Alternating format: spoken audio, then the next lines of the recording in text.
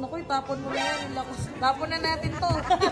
Dito kami guys sa LV Singapore, yung dropshipper ko niya nakaitim. Last naman kumita, pero natatakot bumili ng LV shoes. So ngayon, gugulatin natin. Ayaw niyang bumili. So ako bibili para sa kanya. Kinakabahan ako sa LGF. Ba't ka kakabahan? Bibili lang naman tayo ng LV shoes na worth 85,000 pesos. Ay, 85 ba? Ano naman? Nag-dropship naman tayo. Pero yung feeling na malamig siya, pero pinagpapawisan ka na hindi mo maintindihan. Ganun yung pakiramdam pag nandito ko sa loob ng LV. Tsaka yung sapatos mo parang di pa masyadong nagagamit. Pero tapon mo na yan.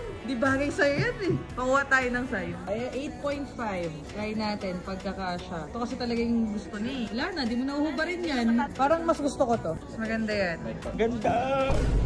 Tinitingnan ko lang dati ito sa online. Ngayon nahawakan ko na dahil dropshipper. Alam mo, di natin bibilin yan. Pag peso, 77K.